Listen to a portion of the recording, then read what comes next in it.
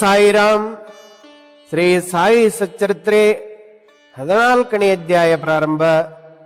ಈ ಅಧ್ಯಾಯದಲ್ಲಿ ನಾಂದೇಡದ ರತನ್ಜಿಯವರ ಬಗ್ಗೆ ಹಾಗೂ ಬಾಬಾ ದಕ್ಷಿಣೆಯನ್ನು ಏಕೆ ಕೇಳುತ್ತಿದ್ದರು ಎಂಬುದರ ಬಗ್ಗೆ ತಿಳಿದುಕೊಳ್ಳೋಣ.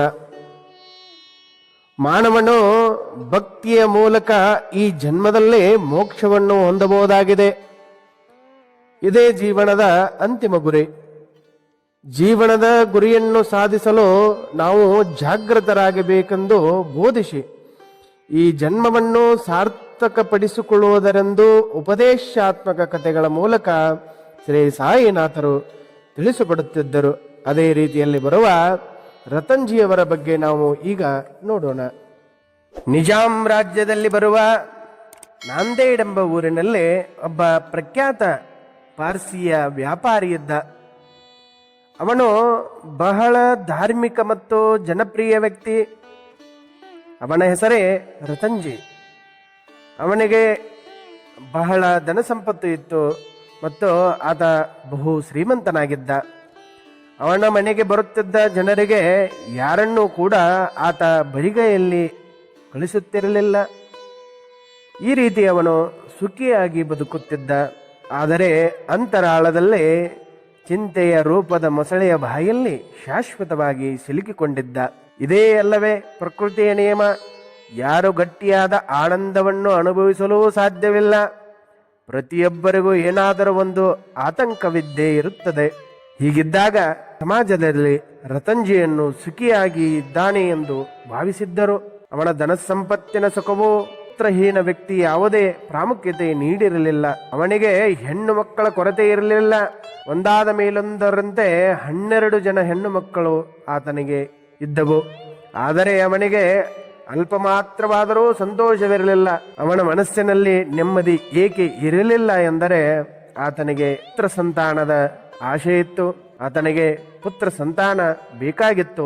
ಆತನ ಮುಂದಿನ ರೂವಾರಿಯಾಗಿ ಆತನ ಮುಂದಿನ ಮನೆಯ ಜವಾಬ್ದಾರಿಯನ್ನು ಯಾರು ತೆಗೆದುಕೊಳ್ಳಬೇಕು ಎಂದು ಆತ ಚಿಂತಿಸುತ್ತಿದ್ದ. ಒಂದು ದಿನ ಅವನ ಸ್ನೇಹಿತರಾದ ದಾಸಗನು ಅವರು ದಾಸಗನು ಅವರಿಗೆ ಈ ರತನ್ಜಿ ಅವರು ಹೇಳುತ್ತಾರೆ, ನಾನು ನಿನ್ನ ಮೇಲೆ ಅತ್ಯಂತ ನಂಬಿಕೆ ಇಟ್ಟಿದ್ದೇನೆ. ಆದ್ದರಿಂದ ನನ್ನ ಹೃದಯದಲ್ಲಿರುವ ನನ್ನ ಆಸೆಯನ್ನು ಬಿಚ್ಚಿಡುತ್ತೇನೆ.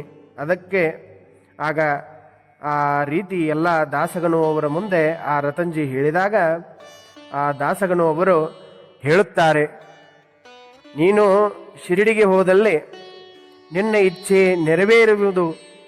ನೀನು ಹೋಗು, ಬಾಬಾರ ದರ್ಶನ ಮಾಡು, ಅವರ ಚರಣಗಳಲ್ಲಿ ಸಾಷ್ಟಾಂಗ ಪ್ರಣಾಮ ಮಾಡು ಮತ್ತು ಅವರಲ್ಲಿ ನಿನ್ನ ಅಂತರಂಗದ ರಹಸ್ಯವನ್ನು ವಿವರವಾಗಿ ಅರಿಕೆ ಮಾಡು. ಅವರು ನಿನ್ನನ್ನು ಆಶೀರ್ವದಿಸುವರು ಎಂದು ಹೇಳಿದಾಗ ಈ ಸಲಹೆಯನ್ನು ಆ ರತನ್ಜಿಯವರು ಒಪ್ಪಿಕೊಂಡು ಆ ನಿರ್ಧಾರವನ್ನು ತೆಗೆದುಕೊಂಡು ಕೆಲವು ದಿನಗಳ ನಂತರ ಅವರು ಶಿರಡಿಗೆ ಬಂದರು. ಮಸೀದಿಗೆ ಸಾಯಿ ದರ್ಶನಕ್ಕಾಗಿ ಹೋಗಿ ಸಾಯಿಯ ಚರಣಗಳಲ್ಲಿ ನಮಸ್ಕರಿಸಿ ಧರ್ಮನಿಧಿಯಾದ ಮಹಾರಾಜರನ್ನು ನೋಡಿ ಪ್ರೀತಿಯ ಧಾರೆ ಉಕ್ಕಿ ಬಂದು ಆ ಬಾಬಾರನ್ನು ನಮಸ್ಕರಿಸಿದನು. ಅವನು ಬುಟ್ಟಿಯಿಂದ ಹೂವಿನ ಹಾರವನ್ನೂ ತೆಗೆದುಕೊಂಡು ಪ್ರೀತಿಯಿಂದ ಬಾಬಾರ ಕೊರಳಿಗೆ ಹಾಕಿದನು. ಅವನು ಅರ್ಪಿಸಲೆಂದೇ ತಂದಿದ್ದ ಹಣ್ಣುಗಳನ್ನು ಬಾಬಾರವರ ಚರಣಗಳಲ್ಲಿಟ್ಟನು. ರತನ್ಜಿಯು ಅತ್ಯಂತ ದೀನನಾಗಿ ಗೌರವದಿಂದ ಹೋಗಿ ಬಾಬಾರವರ ಚರಣಗಳ ಹತ್ತಿರ ಕುಳಿತನು. ಅವನ ಬೇಡಿಕೆಯನ್ನು ಆಲಿಸಿ, ನಾನು ಕೇಳಿದ್ದೇನೆ, ಜನರಿಗೆ ಕಷ್ಟಗಳು ಬಂದಾಗ ನಿಮ್ಮಲ್ಲಿ ಸಹಾಯಕ್ಕಾಗಿ ಬರುತ್ತಾರೆ ಬಾಬಾ. ನೀವು ಕೂಡಲೇ ನನ್ನನ್ನು ರಕ್ಷಿಸುವಿರಿ, ನನ್ನನ್ನು ರಕ್ಷಣೆ ಮಾಡಿ ಎಂದು ಕೇಳಿದ. ಆದ್ದರಿಂದಲೇ ನಾನು ನಿಮ್ಮನ್ನು ಭೇಟಿ ಮಾಡಲು ಬಂದಿದ್ದೇನೆ. ಬಹಳ ಭರವಸೆ ಇಟ್ಟುಕೊಂಡು ಬಂದಿದ್ದೇನೆ ಮತ್ತು ತಮ್ಮ ಚರಣಗಳಲ್ಲಿ ಒಂದು ವರವನ್ನು ಬೇಡುತ್ತೇನೆ. ದಯಮಾಡಿ ಇಲ್ಲವೆನ್ನಬೇಡಿರಿ ಎಂದು ಬಾಬಾರನ್ನು ಕೇಳಿಕೊಂಡಾಗ ಬಾಬಾ ಅವನಿಗೆ ಹೇಳುತ್ತಾರೆ, ನೀನು ಬಹಳ ದೂರದಿಂದ ಇಲ್ಲಿಗೆ ಬಂದಿರುವೆ. ನಿನಗೆ ಇಚ್ಛೆ ಆದಷ್ಟು ನನಗೆ ದಕ್ಷಿಣೆಯನ್ನು ನೀಡು, ನಿನ್ನ ಆಸೆ ನೆರವೇರುವುದು ಎಂದು ಬಾಬಾ ಹೇಳಿದಾಗ ಆತ ಸುಮ್ಮನಾಗಿ ನಿಲ್ಲುತ್ತಾನೆ. ದರ್ಶನಕ್ಕಾಗಿ ಯಾರೇ ಬಂದರೂ ಕೂಡ ಬಾಬಾರಿಗೆ ನಮಸ್ಕರಿಸಿದಾಗ ಆತ ಹಿಂದೂವಾಗಲಿ, ಮುಸ್ಲಿಮನಾಗಲಿ, ಪಾರ್ಸಿಯಾಗಲಿ ಅವನಿಂದ ದಕ್ಷಿಣೆಯನ್ನು ಅವರು ಕೇಳುತ್ತಿದ್ದರು. ಆ ಮಸೀದಿಗೆ ಯಾರೇ ಬಂದರೂ ಕೂಡ ಆತ ಶ್ರೀಮಂತನಿರಲಿ ಬಡವನಿರಲಿ, ಬಾಬಾರಿಗೆ ಶ್ರೀಮಂತ ಬಡವ ಬಲ್ಲಿದ ಎಂದು ಯಾರೂ ಕೂಡ ಆತನು ಈತ ದೊಡ್ಡವನು ಈತ ಸಣ್ಣವನು ಎಂದು ಬಾಬಾ ತಿಳಿದುಕೊಂಡಿರಲಿಲ್ಲ. ಎಲ್ಲರನ್ನೂ ಸಮಾನ ರೀತಿಯಲ್ಲಿ ನೋಡಿ ಬಾಬಾರವರು ಆ ದಕ್ಷಿಣೆಯನ್ನು ಏಕೆ ಕೇಳುತ್ತಿದ್ದರು ಎಂದು ಈಗ ತಿಳಿದುಕೊಳ್ಳೋಣ. ಪ್ರಾರಂಭದಲ್ಲಿ ಬಹಳ ಸಮಯದವರೆಗೆ ಬಾಬಾರವರು ಅವರು ತಮ್ಮ ಅನುಯಾಯಿಗಳಿಂದಾಗಲಿ ಅಥವಾ ಭಕ್ತರಿಂದಾಗಲಿ ಏನನ್ನು ಕೇಳುತ್ತಿರಲಿಲ್ಲ. ಯಾರಾದರೂ 1 ಅಥವಾ 2 ಪೈಸೆಯನ್ನಾದರೂ ಅವರ ಮುಂದೆ ಇಟ್ಟಲ್ಲೇ ಅದರಿಂದ ಅವರು ತಂಬಾಕು ಅಥವಾ ಎಣ್ಣೆಯನ್ನು ತೆಗೆದುಕೊಳ್ಳುತ್ತಿದ್ದರು. ಅವರಿಗೆ ತಂಬಾಕೆಂದರೆ ಬಹಳ ಪ್ರೀತಿ. ಅವರು ಬಿಡಿ ಅಥವಾ ಚಿಲಮೆಯನ್ನು ಸೇದುತ್ತಿದ್ದರು. ಆ ಚಿಲಮೆಯೋ ಅವರ ಸೇವೆಯನ್ನು ಬಹಳ ಪ್ರಾಮಾಣಿಕವಾಗಿ ಮಾಡಿತ್ತು. ಅನಂತರ ಯಾರೋ ಒಬ್ಬ ಸಂತನ ದರ್ಶನಕ್ಕೆ ಬರಿಗೈಯಲ್ಲಿ ಹೇಗೆ ಹೋಗುವುದೆಂದುಕೊಂಡಾಗ ಅಂದಿನಿಂದ ಬಾಬಾ ದಕ್ಷಿಣೆಯನ್ನು ಸ್ವೀಕರಿಸಲು ಪ್ರಾರಂಭಿಸಿದರು. ಯಾರಾದರೂ 1 ಪೈಸೆ ನೀಡಿದ್ದಲ್ಲೇ ಅವರು ಅದನ್ನು ತಮ್ಮ ಜೇಬಿನಲ್ಲಿ ಹಾಕಿಕೊಳ್ಳುತ್ತಿದ್ದರು. ಆದರೆ 2 ಪೈಸೆ ನೀಡಿದ್ದಲ್ಲೇ ಅವರು ಅದನ್ನು ಹಾಗೆಯೇ ಹಿಂತಿರುಗಿಸುತ್ತಿದ್ದರು. ಇದು ಹಾಗೆಯೇ ಸ್ವಲ್ಪ ಕಾಲ ನಡೆಯಿತು. ಆದರೆ ಸ್ವಲ್ಪ ಸಮಯದ ನಂತರ ಸಾಯಿ ಬಾಬಾರವರ ಕೀರ್ತಿ ಹೆಚ್ಚುತ್ತಾ ಹೋಯಿತು. ಭಕ್ತರು ಗುಂಪಾಗಿ ಬರಲು ಪ್ರಾರಂಭಿಸಿದರು. ವ್ಯವಸ್ಥಿತವಾಗಿ ಪೂಜಾ ಕಾರ್ಯಗಳನ್ನು ನಡೆಸಲು ಪ್ರಾರಂಭಿಸಿದರು. ಪೂಜೆ ಮಾಡುವವರಿಗೆ ಪೂಜಾ ಪದ್ಧತಿಯ ಅರಿವಿತ್ತು. ಪೂಜೆ ಪೂರ್ಣ ಆದ ನಂತರ ದಕ್ಷಿಣೆ ಅಥವಾ ದಾನವನ್ನು ಮಾಡದೆ ಪೂಜಾ ವಿಧಾನ ಪೂರ್ಣಗೊಳ್ಳುವುದಿಲ್ಲ ಎಂದು ವೇದ ಉಪನಿಷತ್ತು ತಿಳಿಸುತ್ತಿತ್ತು. ದಾನ ಅಂದರೆ ಏನು?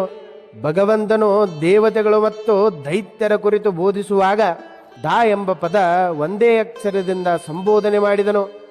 ದೇವತೆಗಳು ದಾ ಎಂದರೆ ಧರ್ಮ ಎಂದರು. ಅದರಂತೆ ತಾವು ನಡೆದುಕೊಂಡರು.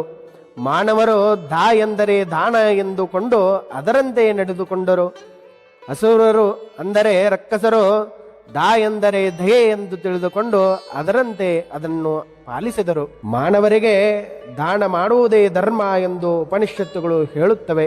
ಆದರೆ ಮನುಷ್ಯನ ಅತಿ ದೊಡ್ಡ ದುರ್ವ್ಯಸನ ಅಂದರೆ ದುರಾಸೆ. ಹಾಗಿದ್ದು ಮನುಷ್ಯನನ್ನು ಅಗಾಧವಾದ ಕತ್ತಲಿನಿಂದ ಆಳವಾದ ದುರಾಸೆಯಿಂದ ರಕ್ಷಿಸಲು ದಯಾಸಾಗರನಾದ ಸಾಯಿನಾಥರು ತಮ್ಮ ಕೈಗಳನ್ನು ಚಾಚಿ ಅವರನ್ನು ಎಳೆದು ಹಾಕುತ್ತಿದ್ದಾರೆ.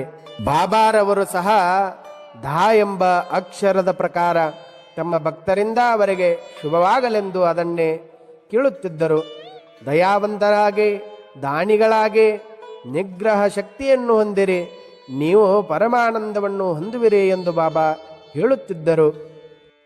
ಅತ್ಯಂತ ದಯಾಮಯನು ಮಹಾನ್ ವ್ಯಕ್ತಿಯೂ ಆದ ಸಾಯಿಯು ತಮ್ಮ ಭಕ್ತರಿಂದ ಅವರ ಒಳ್ಳೆಯದಕ್ಕಾಗಿಯೇ ದಕ್ಷಿಣೆಯನ್ನು ಕೇಳುತ್ತಿದ್ದರು. ಈ ರೀತಿ ಅವರಿಗೆ ತ್ಯಾಗ ಭಾವನೆಯನ್ನು ಕಲಿಸುತ್ತಿದ್ದರು. ಅವರು ಊಟಕ್ಕಾಗಿ ಭಿಕ್ಷೆ ಬೇಡುತ್ತಿದ್ದರು. ದಕ್ಷಿಣೆ ಬೇಡುವಾಗ ಯಾವುದೇ ಸ್ವಾರ್ಥ ಉದ್ದೇಶ ಇರಲಿಲ್ಲ. ಅವರ ಒಂದೇ ಧ್ಯೇಯವೆಂದರೆ ತಮ್ಮ ಭಕ್ತರ ಮನಸ್ಸುಗಳು ಪರಿಶುದ್ಧವಾಗಿರಬೇಕೆನ್ನುವುದು. ತಾವು ತೆಗೆದುಕೊಂಡ ದಕ್ಷಿಣೆಯನ್ನು ಬಾಬಾ ಎಲ್ಲರಿಗೂ ಹಂಚಿ ಮತ್ತೆ ಫಕೀರರಾಗಿ ಇರುತ್ತಿದ್ದರು. ದಕ್ಷಿಣೆಯಿಂದ ಭಕ್ತರಿಗೆ ಸನ್ಯಾಸ ಹಾಗೂ ಶುದ್ಧ ಜೀವನ ಕಲಿಸುವುದೇ ಅವರ ಗುರಿಯಾಗಿತ್ತು. ಅವರ ಅಗತ್ಯ ಬಲು ಕಡಿಮೆ. ದಕ್ಷಿಣೆಯಿಂದ ಅವರಿಗೆ ಪ್ರಯೋಜನವಿರಲಿಲ್ಲ. ಅನೇಕ ಸಲ ಅವರು ನೀಡಿದ ನಾಣ್ಯಗಳಿಂದ ಭಕ್ತರಿಗೆ ಒಳ್ಳೆಯದಾಯಿತು. ದಕ್ಷಿಣೆ ರೂಪವಾಗಿ ಬಂದ ಹಣದಲ್ಲಿ ಸ್ವಲ್ಪ ಭಾಗ ತಮ್ಮ ಖರ್ಚಾದ ತಂಬಾಕು ಹಾಗೂ ಕಟ್ಟಿಗೆಗಾಗಿ ಇರಿಸಿಕೊಳ್ಳುತ್ತಿದ್ದರು. ಉಳಿದ ಹಣವನ್ನು ಭಕ್ತರಿಗೆ ನೀಡಿಬಿಡುತ್ತಿದ್ದರು. ಹೀಗಿದ್ದಾಗ ರತನ್ಜಿ ಸೇಠಜಿಯಿಂದ ದಕ್ಷಿಣೆಯನ್ನು ಕೇಳುವಾಗ ಸಾಯಿಯವರು ಒಂದು ಪೂರ್ವ ಪ್ರಸಂಗವನ್ನು ನಮೂದಿಸುತ್ತಾರೆ. ಸೇಠಜಿ ನೆನಪಿಸಿಕೊಳ್ಳಲಾಗಲಿಲ್ಲ. ಅವನು ಗಾಬರಿಯಾದನು. ನೀನು 3 ರೂಪಾಯಿ ಮತ್ತು 14 ಆನೆಗಳನ್ನು ಮುಂಚೆಯೇ ಕೊಟ್ಟಿರುವೆ. ನೀನು 3 ರೂಪಾಯಿ ಮತ್ತು 14 ಆನೆಗಳನ್ನು ಮುಂಚೆಯೇ ಕೊಟ್ಟಿರುವೆ. ಅದು ನನಗೆ ಗೊತ್ತು. ನನಗಾಗಿ ಉದ್ದೇಶಿಸಿ ಇಟ್ಟಿದ್ದ ಹಣದಲ್ಲೇ ಕೇವಲ ಉಳಿದ ಹಣವು ಮಾತ್ರ ದಕ್ಷಿಣೆಯಾಗಿ ಕೊಡು. ಮಾತುಗಳನ್ನು ಕೇಳಿ ರತಂಜಿ ಆಶ್ಚರ್ಯಚಕಿತನಾದ ಮತ್ತು ಜ್ಞಾಪಿಸಿಕೊಳ್ಳಲು ಪ್ರಯತ್ನಿಸಿದ. ನಾನು ಯಾವಾಗ ಬಾಬಾರಿಗೆ 3 ರೂಪಾಯಿ ಕೊಟ್ಟಿರುವೆ ಎಂದು ಯೋಚಿಸತೊಡಗಿದ. ಚಿಂತಿತನಾದ. ಆಗ ಯೋಚಿಸುತ್ತಾನೆ, ನಾನು ಶಿರಡಿಗೆ ಈ ಹಿಂದೆ ಯಾವಾಗಲೂ ಬಂದಿಲ್ಲ ಅಥವಾ ಯಾರ ಜೊತೆಯಲ್ಲೂ ಏನೂ ಕಳಿಸಿಲ್ಲ. ಇಂತಹ ಸಂದರ್ಭದಲ್ಲಿ ಸಾಯಿ ಮಹಾರಾಜರ ಮಾತುಗಳಿಂದ ಉಂಟಾದ ಆಶ್ಚರ್ಯವನ್ನು ಗಮನಿಸಿ ಈ ರೀತಿಯ ಘಟನೆ ಸಂಭವಿಸಿರಲಿಲ್ಲ. ರತಂಜಿಯು ಚಿಂತೆಯಲ್ಲಿ ಸಿಕ್ಕಿಕೊಂಡ. ಬಾಬಾರಿಗೆ ಅವನು ದಕ್ಷಿಣೆಯನ್ನು ಕೊಟ್ಟು ನಮಸ್ಕರಿಸಿದನು. ಆದರೆ ಅವನ ಸಂಶಯ ಪರಿಹಾರವಾಗಲಿಲ್ಲ. ಅತ್ಯಂತ ತೃಪ್ತಿ ಹೊಂದಿದನು. ಮತ್ತೆ ಹೇಳಿದನು, ಬಾಬಾ ಸಾಯಿನಾಥರಿಗೆ ಅವನ ಮೇಲೆ ಕನಿಕರ ಉಂಟಾಯಿತು. ಅವರು ಹೇಳಿದರು, ಅನವಶ್ಯಕವಾಗಿ ಚಿಂತಿಸಬೇಡ, ನಿನ್ನ ದುರಾದೃಷ್ಟಗಳೆಲ್ಲ ಇಲ್ಲಿಂದಾಚೆಗೆ ಕಡಿಮೆಯಾಗಲು ಪ್ರಾರಂಭವಾಗುತ್ತವೆ. ಅವರು ಆತನಿಗೆ ಊದಿ ಪ್ರಸಾದವನ್ನು ಕೈಯಲ್ಲಿಟ್ಟು ಮರದ ಹಸ್ತವನ್ನು ಅವನ ತಲೆಯ ಮೇಲೆ ಇಟ್ಟು ಹೇಳಿದರು, ಬಾಬಾ ನಿನಗೆ ಎಲ್ಲ, ಆ ದೇವರು ನಿನಗೆ ಮನದಾಸೆಯನ್ನು ಪೂರೈಸುತ್ತಾನೆ. ಈ ಮಾತುಗಳಿಂದ ಸೇಠಜಿಯು ಆಶೀರ್ವದಿಸಿದರು.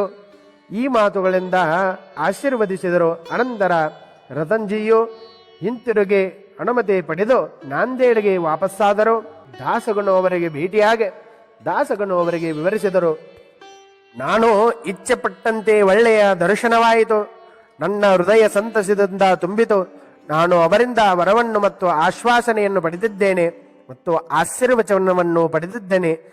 ಆದರೆ ನನಗೆ ಒಂದು ಮಾತು ಅರ್ಥವಾಗಲಿಲ್ಲ.